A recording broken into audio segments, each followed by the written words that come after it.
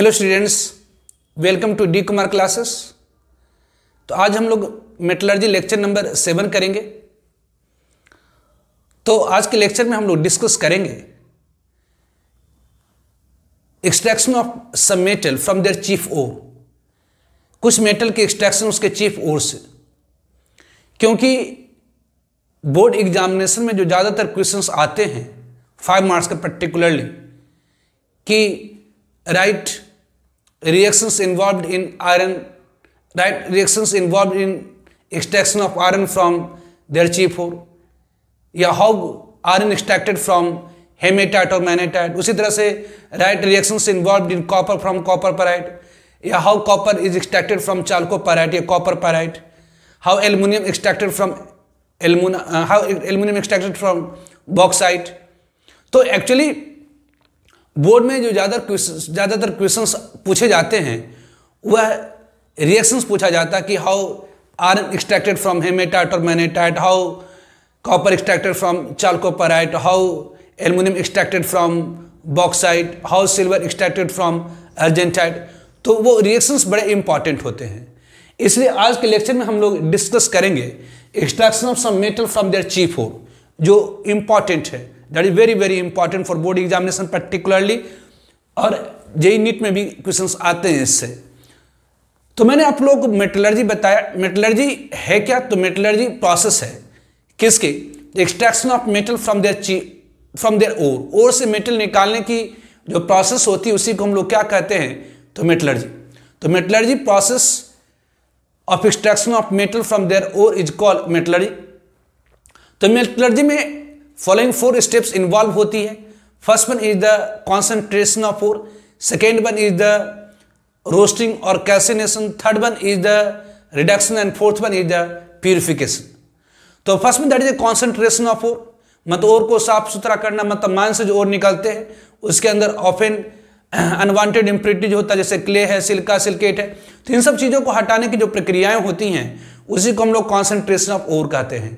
तो basic depending upon nature of ore और impurity present in it, different types of concentration of process होती है, जैसे gravity separation process या hydraulic washing, flotation process, magnetic separation process, leaching. फिर आपने पढ़ा था रोस्टिंग और कैल्सिनेशन ओर को, और बेसिक ऑक्साइड में और उसमें मौजूद इम्प्योरिटी को ऑक्साइड में कन्वर्ट कर दिया जाता है क्योंकि ओर ऑक्साइड ओर की रिडक्शन ईजी होती है। तो वैसे आपने पढ़ा था सल्फाइड और ऑक्साइड ओर की रोस्टिंग करी जाती है, जबकि हाइड्रोक्साइड, कार्बोनेट, इन सब की क्या करी जाती है? तो कैल्सिनेशन करी जाती है।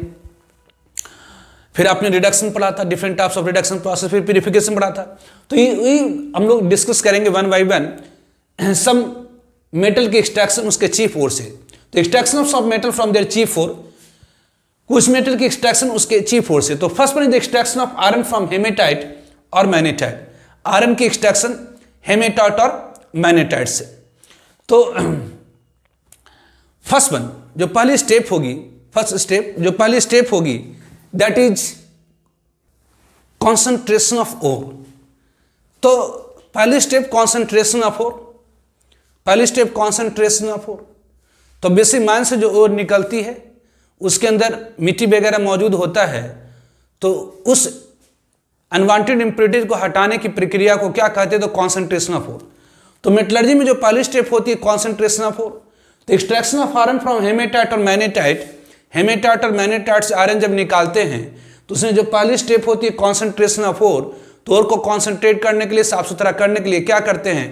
तो ग्रेविटी सेपरेशन प्रोसेस, मतलब हाइड्रोलिक वॉशिंग करते हैं। मतलब जो माइन से ओर निकलती है रॉक के फॉर्म में, उसको पाउडर कर देते हैं, और पाउडर करने के बाद उसके ऊपर स्ट्रीम ऑफ वाटर डालते, मतलब पानी की फुहारा डालते हैं, जिसके कारण जो लाइटर इम्प्योरिटी होती है वो वॉश अवे हो जाती हैं। तो first one is the extraction of iron from haematite और मैग्नेटाइट में जो स्टेप होती है कॉन्सेंट्रेशन ऑफ ओर को पाउडर किया जाता है और उसके ऊपर रनिंग स्ट्रीम ऑफ वाटर डाला जाता है, जिसके कारण जो लाइटर इम्प्योरिटीज होती है वॉश अवे होती है। फिर मैग्नेटिक सेपरेटर से आयरन ओर को अलग कर लिया जाता है। तो जो पहली स्टेप होती है कॉन्सेंट्रेशन ऑफ ओर, मतलब ओर को साफ सुथरा करनी है। सेकेंड स्टेप, दूसरी जो स्टेप होती है रोस्टिंग और कैल्सिनेशन। आप ऑब्वियसली आपने ओर को क्या करा है? तो ओर को आपने वॉश किया है, तो उसके अंदर मॉइस्चर रह जाती है। तो उस मॉइस्चर को निकालने के लिए ओर को क्या करा जाता है? तो कैल्सिनेशन किया जाता है। तो मॉइस्चर को रिमूव करने के लिए आप कैल्सिनेशन पढ़े हैं, heating in absence of air below melting point. तो जो कॉन्सेंट्रेटेड ओर होती है उसको कैल्सिनेशन किया जाता है ताकि मॉइस्चर वगैरह क्या हो तो निकल जाए। ये मैं बता रहा हूं extraction of iron from haematite और मैग्नेटाइट। तो पहले कॉन्सेंट्रेशन ऑफ ओर मतलब ओर को पाउडर कर दीजिए और उसके ऊपर रनिंग स्ट्रीम ऑफ वाटर दीजिए, तो जो लाइटर इंप्योरिटीज होती हैं वो वॉश अवे हो जाती हैं। और फिर मैग्नेटिक सेपरेशन से ऑब्वियसली मैग्नेटिक और नॉन मैग्नेटिक सब्सटेंस को अलग कर दिया जाता है। मतलब ऑब्वियसली यहाँ पर और आपकी मैग्नेटिक है तो मैग्नेटिक और नॉन मैग्नेटिक सब्सटेंस को अलग कर लिया जाता है। Second step is the roasting और कैल्सिनेशन। यहाँ पर कैल्सिनेशन करी जाती है कॉन्सेंट्रेटेड ओर की, क्योंकि उसके अंदर मॉइस्चर होता है। कैल्सिनेशन क्या होती है तो heating in absence of air below melting point, जिसके कारण मॉइस्चर रिमूव हो जाती है। फिर जो कैल्सिनेटेड ओर होती है मतलब मॉइस्चर वगैरह निकल जाने के बाद उसको हीट किया जाता है इन प्रेजेंस ऑफ एयर, मतलब रोस्टिंग कराई जाती है। आपने पढ़ा है कि जो ऑक्साइड ओर होती है उसकी क्या करी जाती है, रोस्टिंग कराई जाती है। तो रोस्टिंग में क्या होता तो ओर को हीट किया जाता है in presence of air below melting point ताकि ओर अपने ऑक्साइड में कन्वर्ट हो जाए।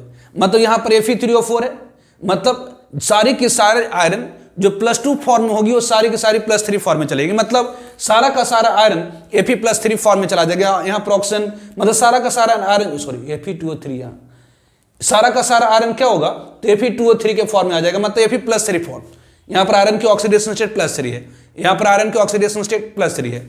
तो ऑब्वियसली ओर को कॉन्सेंट्रेट किया आपने और उसके अंदर जो मॉइस्चर है उसको हटाने के लिए कैल्सिनेशन करा, फिर उसको हीटिंग करे इन प्रेजेंस ऑफ एयर ताकि सारी की सारी जो ऑक्साइड ओर ऑफ आयरन है वो Fe2O3 में कन्वर्ट हो जाए। सारी की सारी जो ऑक्साइड ओर ऑफ आयरन है वो Fe2O3 में कन्वर्ट हो जाए।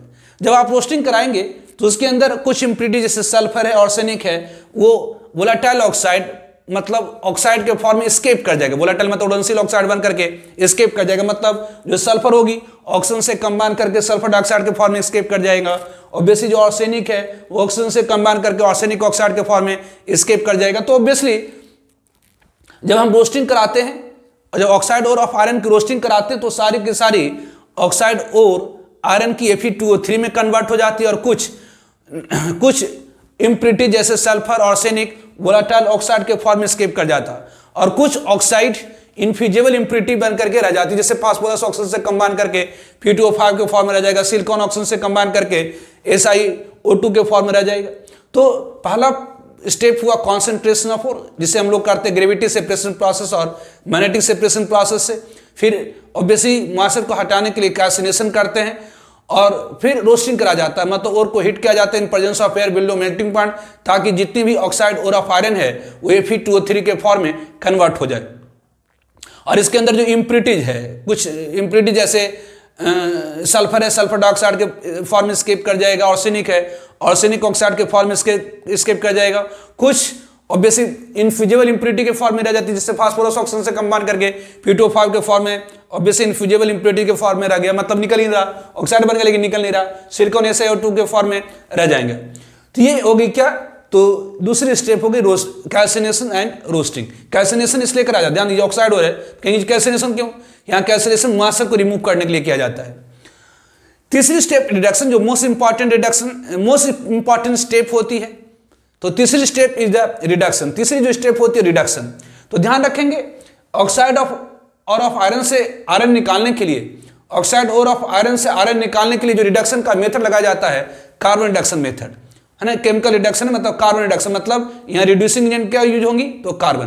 तो बेसिक ऑक्साइड और ऑफ आयरन से आयरन निकालने के लिए जो रिडक्शन की मेथड लगाई जाती है वो कौन सी है तो कार्बन रिडक्शन मेथड, वो कार्बन रिडक्शन मेथड है। इसमें करा क्या जाता है तो ओर को ऐड किया जाता है लाइमस्टोन और कोक के साथ from top and hot air from bottom and blast furnace. Obviously blast furnace furnace का नाम है जस्ट, ये क्या है तो ये ब्लास्ट फर्नेस है, ये क्या है तो ये ब्लास्ट फर्नेस है, it is a blast furnace. Obviously नीचे से ऑब्वियसली हॉट एयर डाला जाता है, नीचे से ऑब्वियसली ये हॉट एयर डाला जाता है, नीचे से ऑब्वियसली ये क्या होता है तो ये हॉट एयर है, नीचे से ऑब्वियसली हॉट एयर है और ये नीचे से ऑब्वियसली ये हॉट एयर डाला जाता है, ये ब्लास्ट फर्नेस है। और ऊपर से क्या होता तो ऑब्वियसली ओर है, लाइमस्टोन है और कोक को डाला जाता है। ऑब्वियसली ऊपर से क्या किया जाता तो लाइमस्टोन और कोक को डाला जाता है। और बेस यहाँ से हॉट एयर मतलब ऑक्सीजन को पास कराया जाता है, ब्लास्ट किया जाता है हॉट एयर, यहाँ पर एयर को पास कराया जाता है, यहाँ से एयर को पास कराया जाता है। तो ये कह रहा है कि यहाँ पर रिडक्शन क्या होती है, तो कार्बन रिडक्शन मेथड से होती है। इसमें क्या क्या है, तो और को ऐड किया जाता है विथ लाइमस्टोन कोक के साथ फ्रॉम टॉप और hot air from bottom in blast furnace. तो बेसिकली इस फर्नेस का नाम है, इस फर्नेस में कार्बन रिडक्शन मेथड कराई जाती है, that is called blast furnace.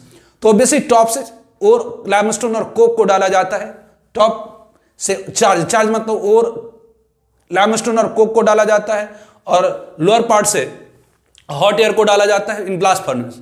It is the lower part of furnace where temperature, obviously यहाँ पर टेम्परेचर कम होती है, जैसे नीचे नीचे आप चलते जाएंगे टेम्परेचर क्या होगा, तो बढ़ता चला जाएगा।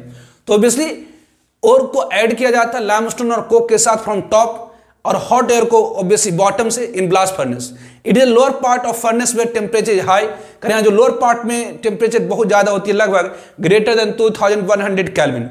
Hair coke burn to form CO। यहाँ पर जो लोअर पार्ट होती है, यहाँ जो पार्ट है लोअर पार्ट जो होती है, यहाँ जो पार्ट है जो कोक होता वो ऑक्सीजन से, यहाँ से एयर आ रहा है तो कोक ऑक्सीजन से कंबाइन करके क्या होता है, तो कोक ऑक्सीजन से कंबाइन करके क्या करता, तो कोक ऑक्सीजन से कंबाइन करके CO में कन्वर्ट हो जाता। अब ये CO रिड्यूसिंग एजेंट की तरह काम करता है। और बेसिक अब यहाँ पर जो लोअर पार्ट है वहां पर टेम्परेचर बहुत ज्यादा है, जहां पर जो कोक होता है वो ऑक्सीजन से कंबाइन करके CO में कन्वर्ट हो गया, और ये CO ऑब्वियसली ऑक्साइड और को मतलब Fe2O3 को ऑब्वियसली रिड्यूस कर देता है FeO प्लस CO2 में, और FeO को रिड्यूस कर देता है, FeO को CO रिड्यूस कर देता है Fe और CO2 में। तो बेसिक ऊपर से आपने क्या डाला, तो ब्लास्ट फर्नेस में टॉप से आपने क्या डाला, तो और लाइमस्टोन और कोक को, और बॉटम से आपने क्या डाला, तो हॉट एयर को मतलब ऑक्सीजन को। तो बेसिक ये जो lower part of blast furnace होती है वहां टेम्परेचर बहुत ज्यादा होती है, जिसके कारण जो कोक होता है वो ऑक्सीजन से कंबाइन करके CO में कन्वर्ट हो जाता है। यहाँ पर टेम्परेचर वेरी हाई होती है लोअर पार्ट ऑफ फर्नेस में, ब्लास्ट फर्नेस के लोअर पार्ट में टेम्परेचर बहुत ज्यादा होती है, जहां पर कोक ऑक्सीजन से कंबाइन करके CO में कन्वर्ट हो जाता, और ये CO रिड्यूसिंग एजेंट की तरह काम करता है, और Fe2O3 से ऑक्सीजन निकालना शुरू कर देता, पहले FeO में कन्वर्ट करता, फिर FeO को Fe और CO2 में कन्वर्ट कर देता है। और यहाँ से यहाँ पर क्या हो जाएंगी, तो यहाँ पर ऑब्वियसली मॉल्टेन आयरन जमा हो जाएगा, यहाँ पर क्या हो जाएगा, तो मॉल्टेन आयरन जमा हो जाएगा, यहाँ पर क्या होगा, तो मॉल्टेन आयरन जमा हो जाएगा। खैर इसमें स्मेल्टिंग होती है। ऑब्वियसली आपने देखा कि जब आपने ओर की रोस्टिंग कराई तो कुछ ऑक्साइड इनफ्यूजिबल इम्प्योरिटी के फॉर्म में बच गया है। तो basic in extraction of iron from haematite और मैग्नेटाइट जो P2O5 है, SiO2 है, ये इनफ्यूजिबल ऑक्साइड और है, इनफ्यूजिबल ऑक्साइड इम्प्योरिटी है। तो यहां पर इनफ्यूजिबल ऑक्साइड इम्प्योरिटी को हटाने के लिए क्या करा जाता, तो लाइमस्टोन को डाला जाता है। ये लाइमस्टोन क्या करता, तो ये ब्रेकअप कर जाता है किसमें, तो लाइम और CO2 में।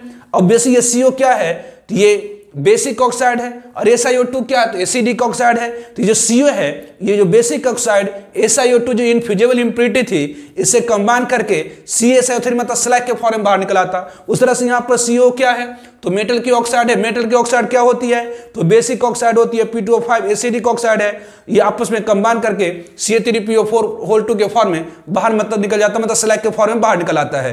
तो बेसिक यहाँ पर लाइमस्टोन को जब हम हीट करते हैं तो लाइम और CO2 देता है, और बेसिक लाइम SiO2 से कंबाइन करके CaSiO3 मतलब स्लैग के फॉर्म में बाहर निकल आता, यहाँ पर CO P2O5 से कंबाइन करके CA3PO4 के फॉर्म में बाहर निकल आता है। स्टेप्स इन्वॉल्व्ड इन व्हाट, तो extraction of iron from haematite और मैग्नेटाइट। तो पहली स्टेप कॉन्सेंट्रेशन ऑफ ओर की कॉन्सेंट्रेशन करने के लिए ग्रेविटी सेपरेशन प्रोसेस मतलब hydraulic washing followed with magnetic separation किया जाता है। दूसरा स्टेप रोस्टिंग और कैल्सिनेशन। ऑब्वियसली वॉशिंग करने के कारण मॉइस्चर बच जाती है, तो उस मॉइस्चर को रिमूव करने के लिए कैल्सिनेशन किया जाता है, और कैल्सिनेटेड ओर की रोस्टिंग करी जाती है। रोस्टिंग एक प्रोसेस जिसमें ओर को एलोन या किसी सब्सटेंस के साथ मिलाकर के हिट किया जाता है बिलो मेल्टिंग पॉइंट, ताकि और अपने ऑक्साइड में कन्वर्ट हो जाए। तो यहाँ पर जितनी भी आयरन की ऑक्साइड होगी सारी की सारी Fe+3 फॉर्म मतलब Fe2O3 में चेंज कर जाता है। कुछ इम्प्योरिटी जैसे सल्फर और आर्सेनिक होती है वो वोलेटाइल ऑक्साइड के फॉर्म में एस्केप कर जाता, और कुछ ऑक्साइड जैसे P2O5 SiO2 इनफ्यूजिबल इम्प्योरिटी के फॉर्म में रह जाती है। तीसरी स्टेप यहाँ पर रिडक्शन होती है। यहाँ जो रिडक्शन का मेथड होता है वो कार्बन रिडक्शन होता है, और बेसिस से रिडक्शन कराने के लिए जो फर्नेस यूज होती है उस फर्नेस का नाम है ब्लास्ट फर्नेस। इसमें और लाइमस्टोन और कोक को टॉप से डाला जाता, और जो हॉट एयर होती है बॉटम से डाला जाता है। Obviously it is the lower part of furnace जहां टेम्परेचर बहुत ज्यादा होती है, जिसमें जहां पर कोक जो होती है वो ऑक्सीजन से कंबाइन करके CO में कन्वर्ट हो जाता और ये CO Fe2O3 को रिड्यूस पहले करता है FeO प्लस CO2 में, फिर CO FeO को रिड्यूस कर देता है Fe में। ऑब्वियसली यहाँ पर मॉल्टन फॉर्म है। ऑब्वियसली यहाँ पर जो इनफ्यूजिबल इम्प्योरिटी है SiO2 और P2O5 वो लाइम से, चूंकि लाइमस्टोन हाई टेम्परेचर पर ब्रेकअप कर जाता है लाइम और CO2 में, तो यहाँ पर जो लाइम होती है वो SiO2, ये बेसिक ऑक्साइड है, मेटल की ऑक्साइड बेसिक ऑक्साइड, ये नॉन मेटल की ऑक्साइड एसिडिक ऑक्साइड, तो ये आपकी फ्लक्स हो गई। ये फ्लक्स इनफ्यूजिबल इम्प्योरिटी को फ्यूजिबल सब्सटेंस बना करके बाहर निकाल रहा है। मतलब इधर से क्या होती है, तो ये मॉल्टन आयरन है, इसके ऊपर क्या होता, तो ये स्लैग जमा हो जाता है। ये जो स्लैग होता है वो क्या होता, तो बाहर निकल आता है, इधर से मॉल्टन आयरन निकलता है। इस आयरन को हम लोग कहते हैं पिग आयरन, इस आयरन को कहते हैं हम लोग क्या, तो पिग आयरन। तो यहाँ से क्या होती है, तो पिग आयरन निकल आती है, पिग आयरन जिसके अंदर लगभग 4% कार्बन मौजूद होता है। फिर इसकी प्यूरिफिकेशन कराई जाती है। ठीक है, तो ध्यान दें, यहां पर जो आयरन ऑब्टेन्ड होती है उसके अंदर इम्प्योरिटी मौजूद होती है। तो बीसी ब्लास्ट फर्नेस से जो आयरन ऑब्टेन्ड हुई, तो हियर आयरन मतलब iron obtained from, obviously here iron obtained from blast furnace, blast furnace से जो आयरन ऑब्टेन हुई उस आयरन के अंदर लगभग 4% कार्बन होती है ना। जैसे कि लोहा जो सरिया देखते हैं, लोहे का जो सरिया वो काला काला होता है। क्यों काला काला होता है, क्योंकि उसके अंदर कार्बन होती है।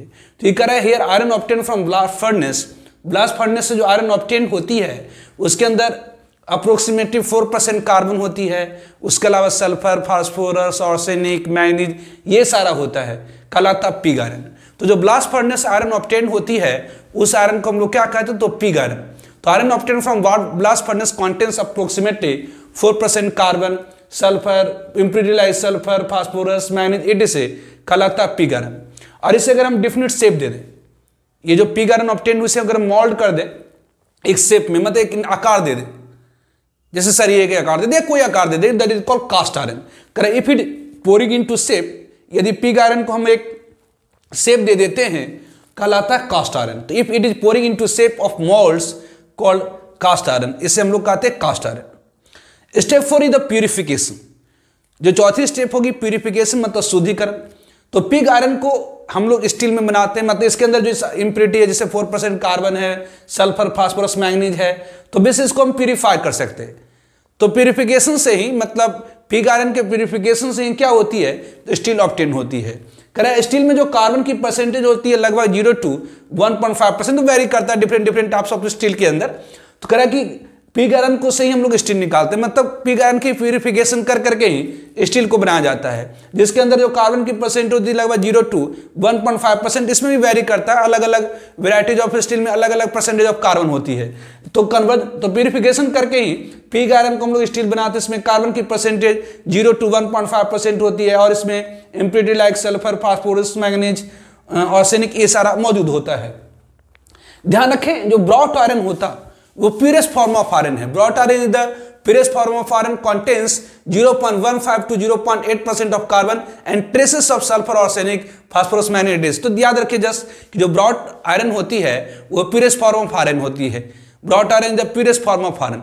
तो ब्लास्ट फर्नेस से जो आयरन निकलता है उसे याद रखेंगे आप, पिग आयरन कहलाता है, जिसके अंदर इम्प्योरिटी होती है कार्बन। जब बहुत ज्यादा कार्बन होता है 4% के आसपास कार्बन रहता है, जिसके कारण जो ये ब्लैक जैसा दिखता है। आप देखेंगे लोहे की जो सरिया होती है बिल्कुल ब्लैक जैसे दिखती है, क्यों, क्योंकि इसमें बहुत ज्यादा कार्बन की परसेंटेज है। और इसके अंदर ऑब्वियसली फास्फोरस होता है, सल्फर होता है, आर्सेनिक होता है, मैग्नीज होता है, ये सारे भी इम्प्योरिटी होती है। ऑब्वियसली इस पिग आयरन को अगर आप मोल्ड कर दे डिफरेंट शेप में तो वो क्या कहलाता है, तो कास्ट आयरन कहलाता है। ऑब्वियसली पिग आयरन से स्टील को निकाला जाता है, मतलब प्यूरिफिकेशन कर करके स्टील में जो कार्बन की परसेंटेज होती है वो 0 to 1.5%। इसमें भी अलग अलग टाइप की स्टील में अलग अलग कार्बन की परसेंटेज और इम्प्योरिटी होती है। जो ब्रॉट आयरन होती है वो प्यूरेस्ट फॉर्म ऑफ आयरन है, जिसमें कार्बन की परसेंटेज 0.15 to 0.18% होती है और ट्रेसेस में सल्फर, आर्सेनिक, फास्फोरस, मैग्नीज होता है। तो ये बड़ा इंपॉर्टेंट है, कौन सा extraction of iron from haematite और मैग्नेटाइट, ये बहुत ज्यादा पूछता है। और दूसरा जो मोस्ट इंपॉर्टेंट है that is the extraction of copper from copper pyrite. ठीक है, no extraction of copper from copper pyrite और चाल्कोपेराइट, ये भी बहुत पूछा है। Extraction of copper from copper pyrite या चाल्कोपेराइट, है ना, कॉपर की जो चीफ ओर होती है दैट इज चाल्कोपेराइट या कॉपर पेराइट, जिसकी केमिकल फॉर्मूला CuFeS2। तो ऑब्वियसली मेटलर्जी में 4 स्टेप होती है। First one is the concentration of ore, second one is the roasting और calcination, third one is reduction and fourth one is purification.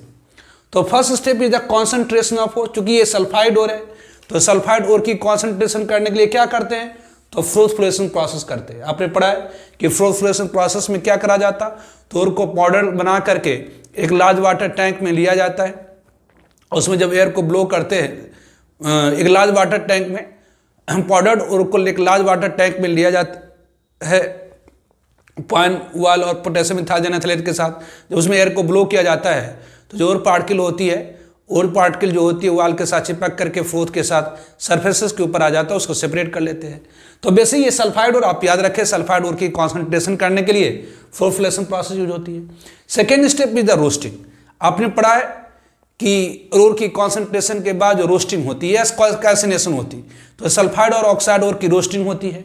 तो roasting में क्या किया जाता है, तो ओर को हीट किया जाता है in presence of air below melting point, ताकि ओर अपने ऑक्साइड में कन्वर्ट हो जाए। तो ऑब्वियसली ये याद रखेंगे रिएक्शन जब हम चाल्कोपेराइट की रोस्टिंग कराते हैं, मतलब heating in presence of air कराते हैं, तो पहले Cu2s plus FeOs plus SO2 देता है।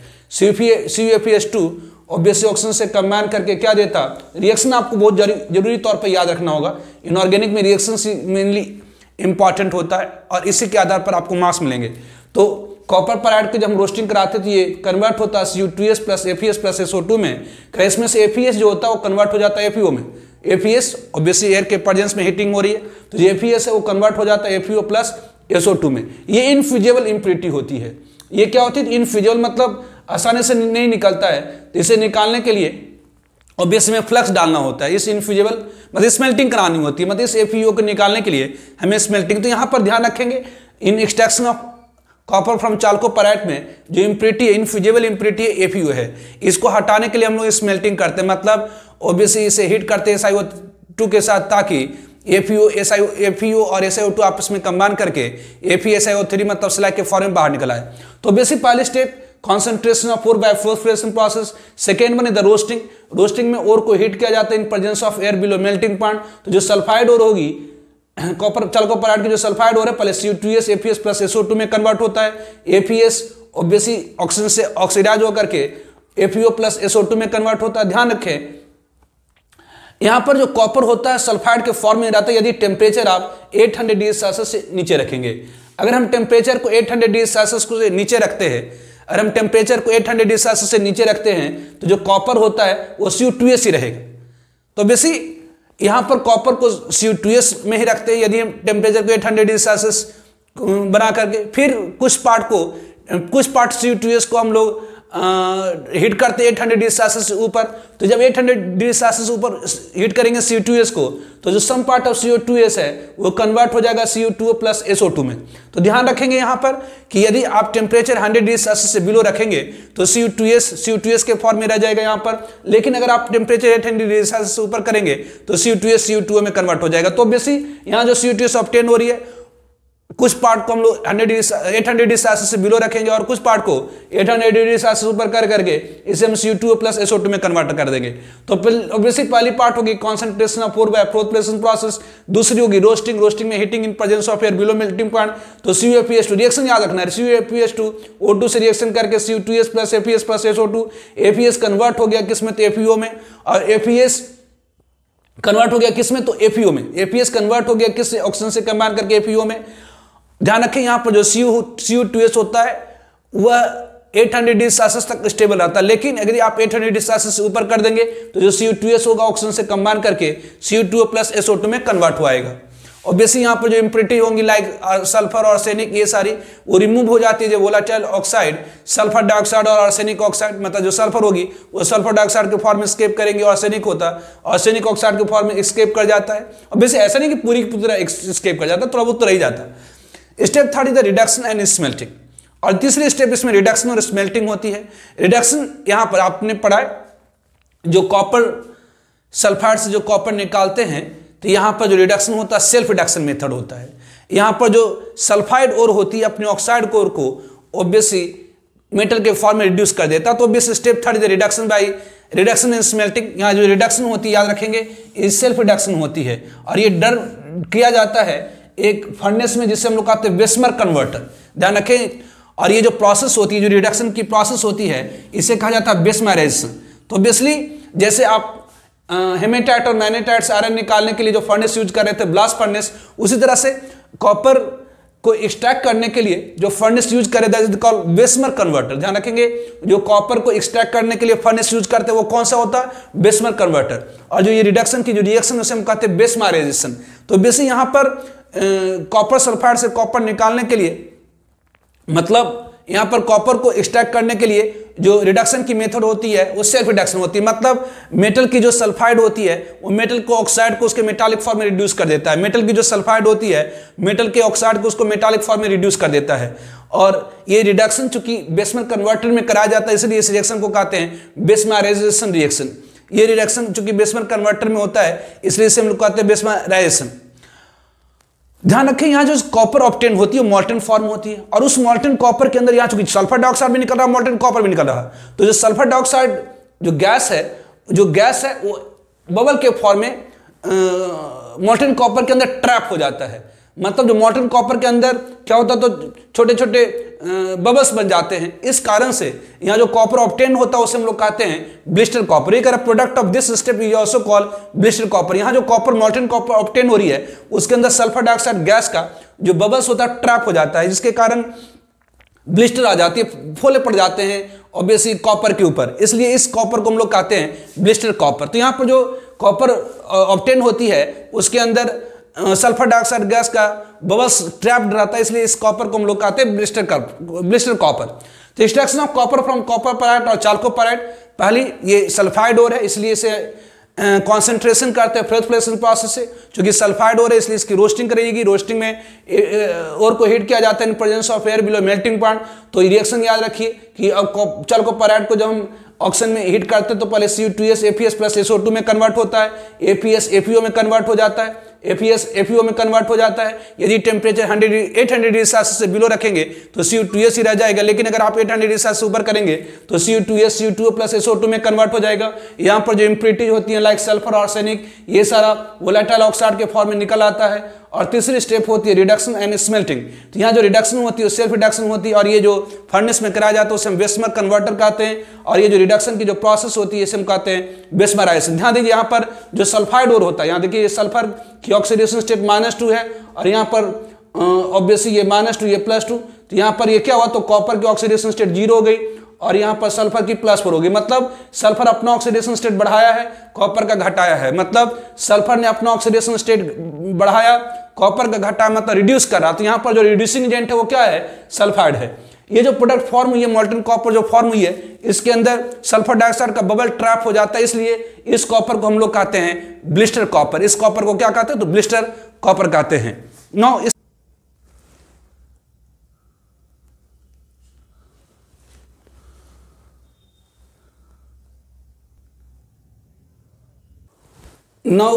स्मेल्टिंग। तो in extraction of iron from chalcopyrite और कॉपर पैराइट जो FeO होती है वो इनफ्यूजिबल इम्प्योरिटी होती है। In extraction of copper from chalcopyrite जो FeO होती है इनफ्यूजिबल इम्प्योरिटी होती है।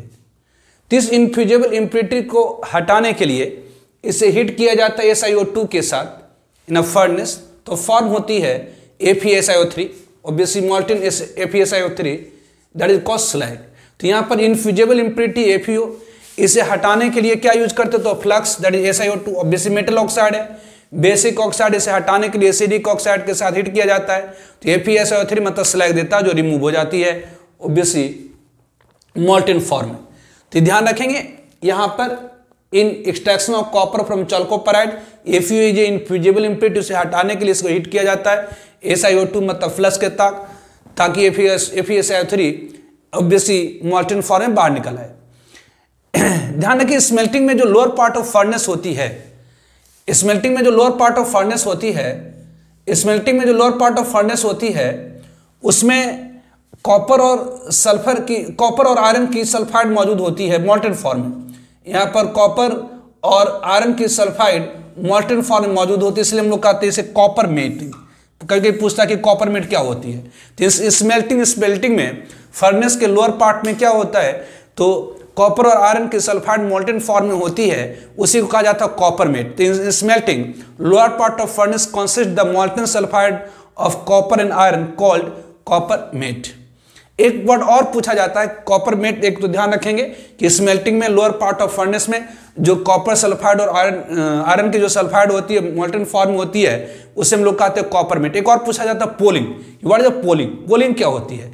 तो बेसी आपने जो रिडक्शन कराया, जो रिडक्शन यहां पर हुई बाय सेल्फ रिडक्शन मेथड, उसमें कुछ कॉपर ऑक्साइड के फॉर्म में रह जाता है, कुछ कॉपर ऑक्साइड के फॉर्म में रह जाता है। तो उस